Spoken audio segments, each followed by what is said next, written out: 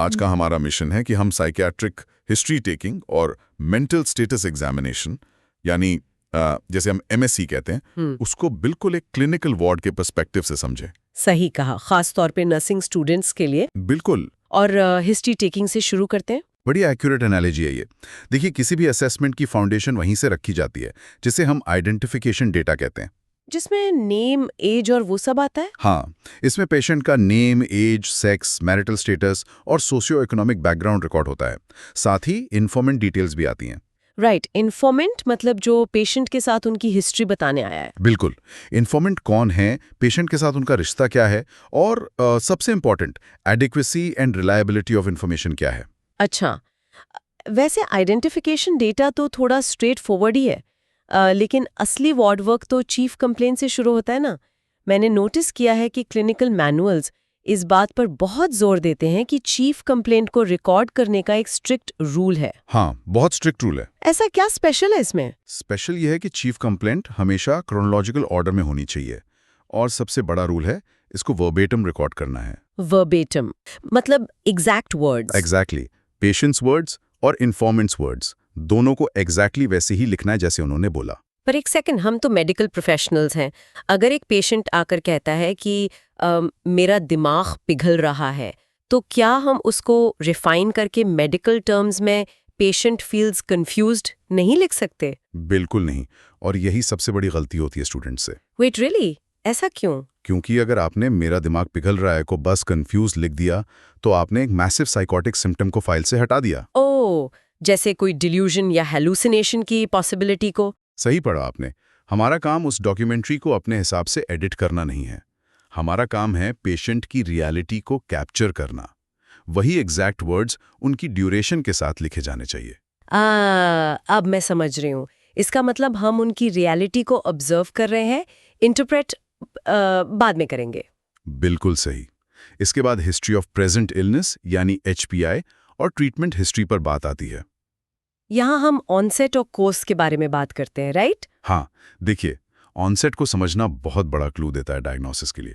हम एसेस करते हैं कि इलनेस का ऑनसेट कैसा था। क्या वो अब्रप्ट था? अब्रप्ट यानी बहुत जल्दी शुरू होने वाला? हाँ, यानी 48 आवर्स से कम समय में शुरू हुआ, या फिर सब एक्यूट था, which means within a week, या फिर इंसिडियस था, जिसमें महीनों लग गए धीरे धीरे डेवलप होने में। राइट, तो स्पीड ऑफ ऑनसेट बहुत कुछ बता देती है। एग्जैक्टली। फिर कोर्स देखा जाता है, क्या बीमारी कंटिन्यूस है, एपिसोडिक है या फ्लक्चुएटिंग है। और ट्रीटमेंट हिस्ट्री में? ट्रीटमेंट हिस्ट्री में हमें स्ट्रिक्टली पिछले ड्रग्स, उनकी डोज और खास तौर पर ECT की डिटेल्स रिकॉर्ड करनी होती हैं। ECT मतलब इलेक्ट्रोकन्वल्सिव थेरेपी? सही कहा।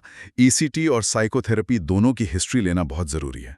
अच्छा, अगर हम उस डॉक्यूमेंट्री फिल्म में थोड़ा और पीछे जाएं, तो पास्ट मेडिकल और साइकियाट्रिक हिस्ट्री का नंबर आता है। साथ ही फैमिली हिस्ट्री भी है, जिसमें एक 3 जनरेशन जीनोग्राम बनाने को कहा जाता है। हाँ, 3 जनरेशन जीनोग्राम बहुत जरूरी हिस्सा है।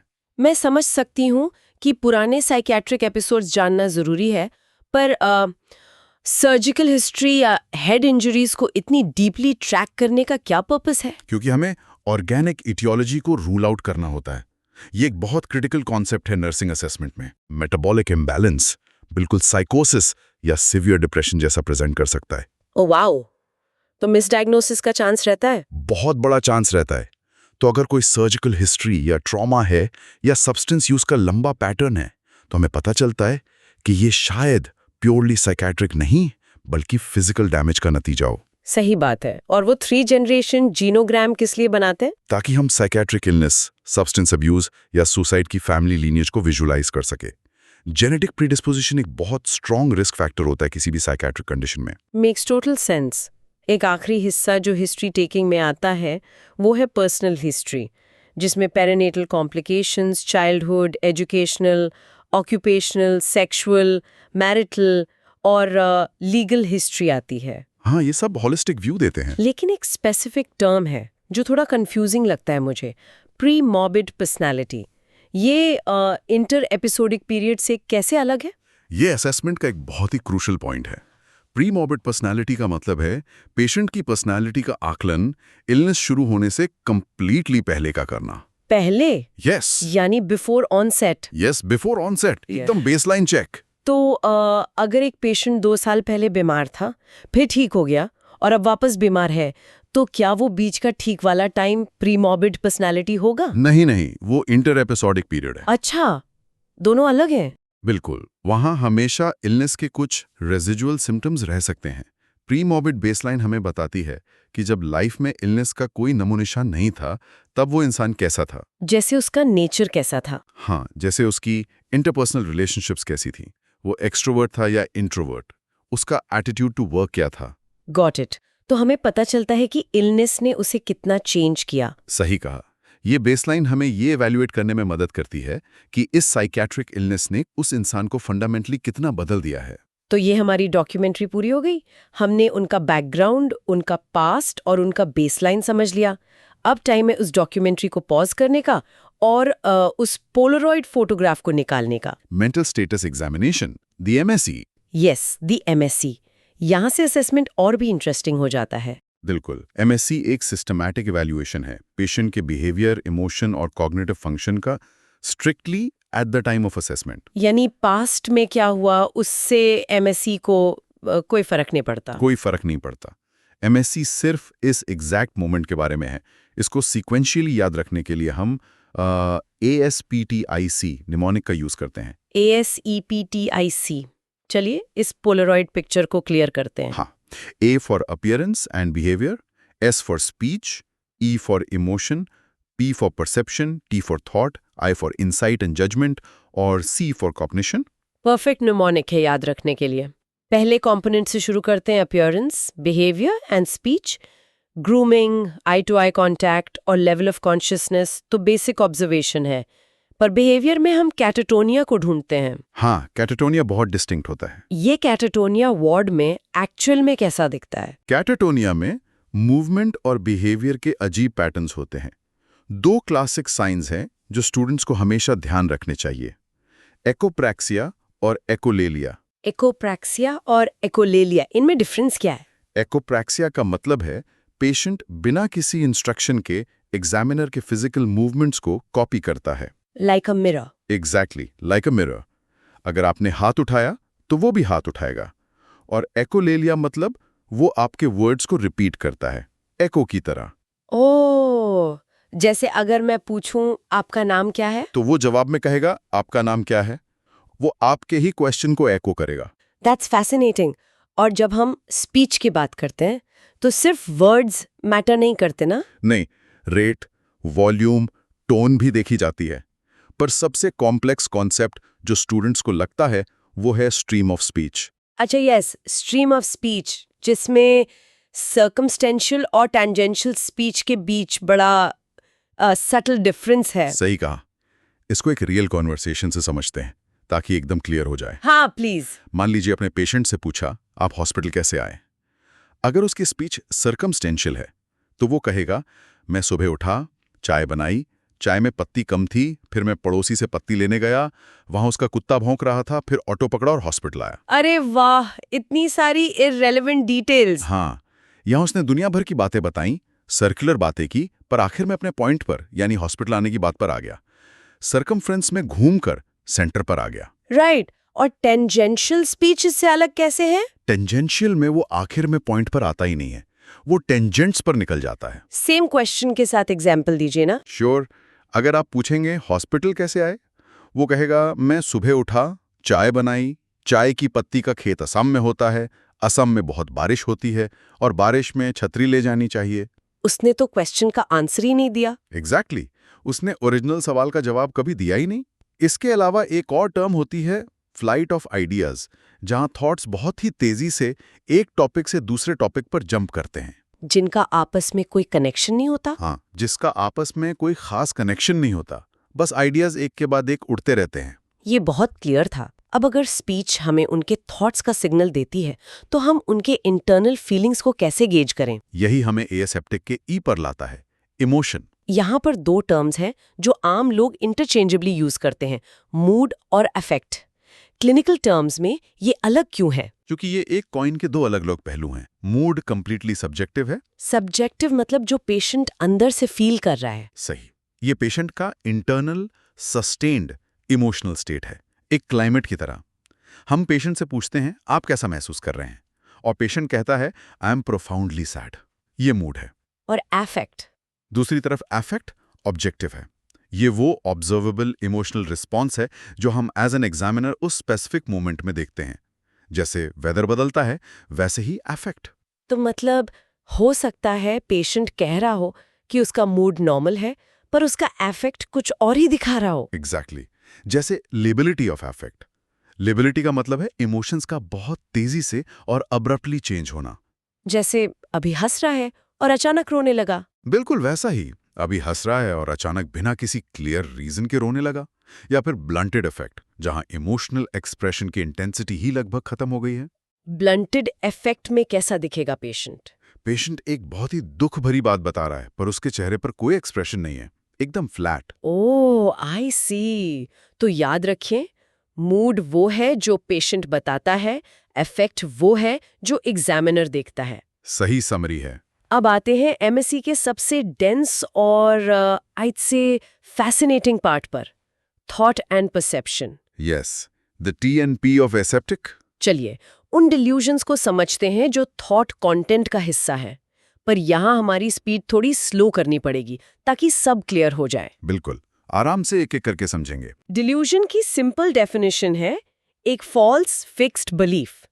पर अगर एक इंसान स्ट्रांगली सुपरस्टिशियस है या उसकी एक्सट्रीम रिलीजियस बिलीफ्स हैं जो लॉजिकल नहीं है, तो उसको और डिल्यूजन को हम अलग कैसे करेंगे? बहुत ही बढ़िया सवाल। इसलिए क्लिनिकली डिल्यूजन की डेफिनेशन पूरी तब होती है जब उसमें ये जोड़ा जाए a false fixed belief which is out of keeping with the patient's cultural और एजुकेशनल बैकग्राउंड। अच्छा, मतलब कॉन्टेक्स्ट मैटर करता है। बहुत मैटर करता है। अगर एक गांव में सभी लोग किसी खास अंधविश्वास को मानते हैं तो वो डिल्यूजन नहीं है, क्योंकि उसी कल्चरल वैलिडेशन है। पर डिल्यूजन एक इंडिविजुअल का अपना बिजार रियलिटी होता है जिसको लॉजिक से या सबूत दिखाकर चेंज नहीं किया जा सकता। समझ गई। तो चलिए इन अलग अलग डिल्यूजन्स को अनपैक करते हैं जो क्लिनिकल असेसमेंट में देखे जाते हैं। पहला है पर्सिक्यूटरी डिल्यूजन। ये सबसे कॉमन है। इसमें पेशेंट को पक्का यकीन होता है कि कोई उसके खिलाफ साजिश कर रहा है या नुकसान पहुंचाना चाहता है। जैसे उन्हें लगता है कोई उनके पीछे पड़ा है। हाँ, जैसे वो बोलेंगे रॉ और CIA के एजेंट्स मेरे पीछे पड़े हैं और मेरा खाना पॉइजन कर रहे हैं। उनका बिलीफ एकदम अनशेकेबल होता है। स्कैरी है ये। उसके बाद आता है डिल्यूजन ऑफ रेफरेंस। इसमें पेशेंट का दिमाग नॉर्मल एक्सटर्नल इवेंट्स को सिर्फ और सिर्फ उसके बारे में बना देता है। जैसे टीवी या रेडियो से रिलेटेड। एग्जैक्टली। टीवी पर न्यूज एंकर खबरें पढ़ रहा है पर पेशेंट कहेगा ये एंकर कोड वर्ड्स में सीधा मुझसे बात कर रहा है, या रास्ते पर दो अनजान लोग बात कर रहे हैं और पेशेंट कन्विंस होता है कि वो उसी की बुराई कर रहे हैं। ओह, उन्हें लगता है सब कुछ उनके ही आसपास रिवॉल्व कर रहा है। फिर होता है डिल्यूजन ऑफ ग्रैंडियर, जिसमें पेशेंट को अपनी आइडेंटिटी या पावर का एक एक्सट्रीम बड़ा बिलीफ होता है। जैसे कोई बहुत बड़ा इंसान समझना खुद को। हाँ, जैसे मैं खुदा का भेजा हुआ मैसेंजर हूं और मेरे पास दुनिया को बचाने की पावर्स हैं। राइट। और हाइपोकॉन्ड्राइकल डिल्यूजन कैसा होता है? ये नॉर्मल इलनेस एंजाइटी से कैसे अलग है? देखिए, नॉर्मल एंजाइटी में डॉक्टर एश्योरेंस और टेस्ट्स के बाद इंसान मान जाता है, लेकिन डिल्यूजन में नहीं मानेगा। बिल्कुल नहीं। हाइपोकॉन्ड्राइकल डिल्यूजन में चाहे आप कितने भी MRI और ब्लड टेस्ट दिखा दें जो नॉर्मल हैं, पेशेंट फर्मली मानता है कि उसके अंदर कैंसर या एड्स फैल रहा है और डॉक्टर छुपा रहे हैं। वाह, एक सिंड्रोम जिसका नाम शेक्सपियरियन ट्रेजेडी पर रखा गया है, डिल्यूजन ऑफ इनफिडेलिटी, या जिसे हम ओथेलो सिंड्रोम कहते हैं। इसमें पेशेंट को अपने पार्टनर पर शक होता है कि उनका कोई अफेयर चल रहा है। ये कोई आम शक नहीं है। तो इसमें एविडेंस क्या मानते हैं वो? वही तो प्रॉब्लम है। ये इतना स्ट्रांग होता है कि पेशेंट स्पाउस के कपड़ों के दाग या किसी अनजान कॉल को एज एब्सोल्यूट प्रूफ देखता है और अक्सर बहुत डेंजरस हो सकता है। स्किज़ोफ्रेनिया में एक बहुत प्रेवलेंट सिम्टम होता है डिल्यूजन ऑफ कंट्रोल या पैसिविटी। ये क्या है? यहाँ इंसान की अपनी एजेंसी खत्म हो जाती है। उसे लगता है कि उसके एक्शंस, उसके थॉट्स उसके अपने हैं ही नहीं। तो किसके हैं? कोई बाहरी शक्ति जैसे एलियंस या माइक्रोचिप्स उसके दिमाग और मूवमेंट्स को कंट्रोल कर रही है। उसे लगता है वो बस एक पपेट है। कितना टेरिफाइंग लगता होगा। इसके साथ ही बिजार डिल्यूजन होता है ना? हाँ, बिजार डिल्यूजन्स प्रैक्टिकली इम्पॉसिबल घटनाएं होती हैं। जैसे मेरे पेट के अंदर एक एलियन सिटी बसी हुई है जिसका कोई साइंटिफिक या लॉजिकल बेस ही नहीं है। फिर आता है नाइहिलिस्टिक डिल्यूजन, इसकी रियलिटी तो और भी ज्यादा डार्क होती होगी। बिल्कुल। इसमें इंसान मानता है कि दुनिया या उसका खुद का वजूद कंप्लीटली खत्म हो चुका है। खुद का वजूद खत्म हो चुका है। हाँ, पेशेंट लिटरली ये कह सकता है, मेरा दिमाग सड़ चुका है और मैं महीनों पहले मर चुका हूँ। That is just chilling. और एरोटोमेनिक डिल्यूजन में क्या होता है? इसमें पेशेंट का पक्का विश्वास होता है कि कोई बहुत बड़ा सेलिब्रिटी या रॉयल्टी उससे डीपली प्यार करता है। जैसे किसी फिल्म स्टार के लिए पागलपन। थोड़ा और एक्सट्रीम, वो सेलिब्रिटी के इंटरव्यूज या मूवीज में हिडन लव मैसेजेस ढूंढते हैं, जबकि रियल लाइफ में उनकी कभी बात भी नहीं हुई होती। डिल्यूजन ऑफ गिल्ट या सिन कैसा होता है? डिप्रेसिव साइकोसिस में ये ज्यादा दिखता है। पेशेंट मानता है कि उसने कोई इतना बड़ा पाप किया है जिसे माफ नहीं किया जा सकता। इसका कोई एग्जाम्पल? अगर दुनिया में सुनामी आई है तो पेशेंट कहेगा, ये मेरे पिछले महीने किए गए पाप की वजह से आया है। वो दुनिया की हर बुरी चीज का ब्लेम खुद पे ले लेते हैं। अच्छा, अब आते हैं इंट्रो वाले उस हुक पर, कैपग्रास और फ्रेगोली सिंड्रोम। अगर कोई अपनी माँ को इम्पोस्टर बोल रहा है तो साइंटिफिकली उसके दिमाग में चल क्या रहा है? कैपग्रास डिल्यूजन में होता यह है कि दिमाग का वो हिस्सा जो फेसेस को विजुअली रिकॉग्नाइज करता है वो तो ठीक काम कर रहा है। तो माँ का चेहरा रिकॉग्नाइज हो रहा है? हाँ, पर वो हिस्सा ब्रेन के इमोशनल सेंटर यानी एमिग्डाला से डिस्कनेक्ट हो गया है। ओ, इमोशनल डिस्कनेक्ट। सही। तो पेशेंट अपनी माँ को देखता है, फेस रिकॉग्नाइज करता है, पर जो एक इमोशनल वार्मथ और फैमिलियरिटी महसूस होनी चाहिए वो जीरो होती है। तो उसका दिमाग रैशनली इस बिजार रियलिटी को एक्सप्लेन करने की कोशिश करता है। और उसका रैशनल एक्सप्लेनेशन क्या होता है? दिमाग कहता है, चेहरा मेरी माँ जैसा है पर मुझे माँ वाली फीलिंग नहीं आ रही।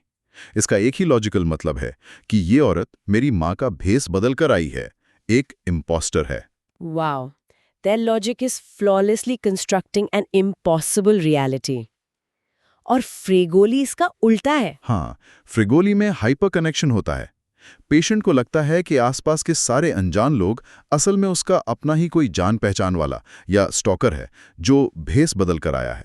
थॉट कंटेंट के इस हिस्से के बाद थॉट एलिनेशन के कॉन्सेप्ट्स आते हैं। बिल्कुल। इसमें 3 मेन चीजें हैं। पहला, थॉट इंसर्शन, जहां लगता है कोई बाहर से थॉट्स दिमाग में डाल रहा है। और दूसरा है थॉट विड्रॉल, जहां लगता है कि पेशेंट के थॉट्स उसके दिमाग से एक्सट्रैक्ट किए जा रहे हैं या चुराए जा रहे हैं। और तीसरा थॉट ब्रॉडकास्टिंग होता है ना? सही, जिसमें पेशेंट मानता है कि उसकी प्राइवेट थॉट्स रेडियो की तरह आसपास के लोग सुन सकते हैं। साथ ही हम इन सब के बाद फोबियाज और ऑब्सेशंस भी असेस करते हैं। राइट। अब जब हमने थॉट को समझ लिया तो हम असेप्टिक के पी यानी परसेप्शन पर चलते हैं। परसेप्शन में 2 टर्म्स को डिफरेंशिएट करना बहुत जरूरी है, इल्यूजन्स और हैलुसिनेशंस। ये डिफरेंस क्लियर होना नर्सिंग असेसमेंट में बेसिक रिक्वायरमेंट है।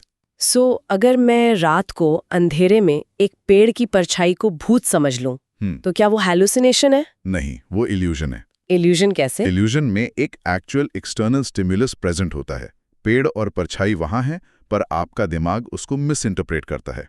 इसको अफेक्ट इल्यूजन कहते हैं, क्योंकि डर की वजह से ऐसा हुआ। अच्छा, और पेरिडोलिक इल्यूजन क्या है? एक पेरिडोलिक इल्यूजन भी होता है, जहां आपको बादलों में या पैटर्न वाली टाइल्स में चेहरे दिखाई देते हैं। ओह हाँ, वो तो हमारे साथ भी होता है। पर हैलुसिनेशन में कोई स्टिमुलस नहीं होता।